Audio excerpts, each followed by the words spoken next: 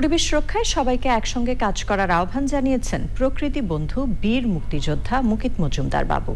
তিনি বলেছেন, পরিবেশ রক্ষার সংগ্রাম এগিয়ে নিতে না পারলে ভবিষ্যৎ প্রজন্ম ক্ষমা করবে না। জাতীয় পরিবেশ পদক জয়ী মোহাম্মদ মনির হোসেনের সংবর্ধনা অনুষ্ঠানে সভাপতির বক্তব্যে তিনি এই কথা বলেন। মাহবুব মোর্শেদের রিপোর্ট। ঢাকা দক্ষিণ সিটি কর্পোরেশনের প্রকৃতি ও জীবন ফাউন্ডেশন, পরিবেশ ও নদী রক্ষা ফাউন্ডেশন এবং মিশন গ্রিন বাংলাদেশ সহ ৪৫টি সংগঠনের আয়োজনে সংবর্ধনা অনুষ্ঠানে পরিবেশ রক্ষায় সবাইকে এগিয়ে আসার আহ্বান জানিয়ে নদী রক্ষার কথা বলেন বিশিষ্টজনেরা।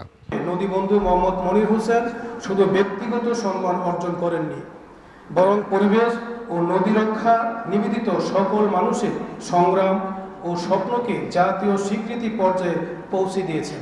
এত বায়ু দূষণ, এত শব্দ দূষণ, কিন্তু কেউ তার বাচ্চাদেরকে বলে না।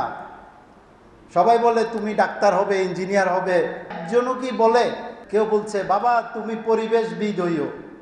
তাহলে সবাই ভালো পরিবেশ কিভাবে চায়? মাস্টার প্ল্যান করতে হবে, কোন এলাকায় কোন জায়গায় কোন ধরনের গাছ আমি বৃক্ষরোপণ করব। এই বিষয়গুলো নিয়েই আসলে যদি আমরা পরিকল্পনা করি তবেই সার্থক হবে। অন্য কোথাও এই মনির হোসেনের কনসেপ্ট আমার চোখে পড়েনি। নদী ভ্রমণের মাধ্যমে নদী সংরক্ষণে তরুণ সমাজকে উদ্দীপ্ত করা, এটা একটা কমপ্লিটলি একটা নতুন একটা কনসেপ্ট। ভবিষ্যৎ প্রজন্মের জন্য সুন্দর বাংলাদেশ রেখে যাওয়ার বার্তা ছিল মনির হোসেনের কণ্ঠে। আমাদের যে ১৪১৫টা নদী আছে, হয়তো আমরা ভালো করে সার্ভে করলে আরো বেশি নদী পাবো। সেই নদীগুলোকে আমরা রক্ষা করব, একটা সাস্টেনেবল বাংলাদেশের জন্য আমরা কাজ করি, যাতে আগামী প্রজন্মকে একটা জবাব দিতে পারি যে আমি কি বাংলাদেশ রেখে গেলাম তার জন্য। শুধু বাংলাদেশ নয়, পুরো পৃথিবীকে বাঁচাতে প্রকৃতি রক্ষায় সকলকে একসঙ্গে কাজ করার আহ্বান জানান অনুষ্ঠানের প্রধান অতিথি। প্রকৃতি বিরূপ হয়ে যাচ্ছে, বিরূপ হয়ে আমাদের উপর পাল্টা আঘাত হানছে।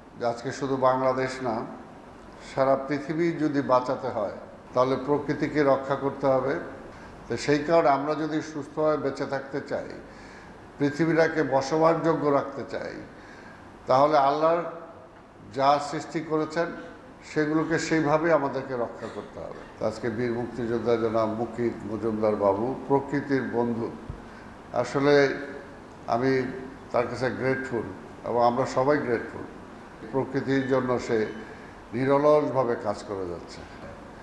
এই ধরনের মানুষ খুবই খুঁজে পাওয়া খুবই কষ্টকর।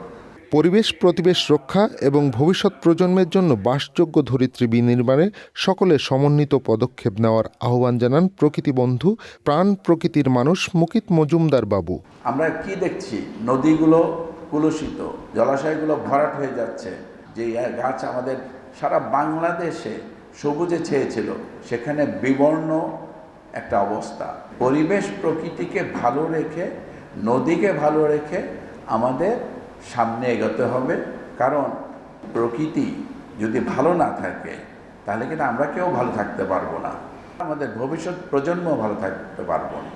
৭১-এর পরে ২০২৬-এ এসে যে সংগ্রাম আমরা করছি পরিবেশ প্রকৃতিকে নিয়ে, আমরা যদি শক্তভাবে এগিয়ে নিয়ে যেতে না পারি, ভবিষ্যৎ প্রজন্ম আমাদের কোনোভাবেই ক্ষমা করবে না। আমরা যদি ভালো থাকতে চাই, এই দেশটাকে যদি ভালো রাখতে চাই, আমাদের সবার হাতকে এক করতে হবে এবং সে এক করার ব্যাপারে মনিরের মতো আমরা সবাই যেন নদী নিয়ে, প্রকৃতি নিয়ে, পরিবেশ নিয়ে যেন ঝাঁপিয়ে পড়ি। তো আমাদের প্রত্যেকেরই কিন্তু একটু না একটু ক্ষমতা আছে, তার সাথে মমতা মিশিয়ে যখনই আমরা এগিয়ে আসব তখনই কিন্তু আমরা সবাই ভালো থাকব। সংবর্ধনা অনুষ্ঠানে প্রতিটি কণ্ঠে বারবার উঠে আসে প্রাণ প্রকৃতি ও পরিবেশ সংরক্ষণের ডাক, ভবিষ্যৎ সবুজ সুন্দর বাংলাদেশ বিনির্মাণের বার্তা। মাহবুব মোর্শেদ, চ্যানেল আই, ঢাকা।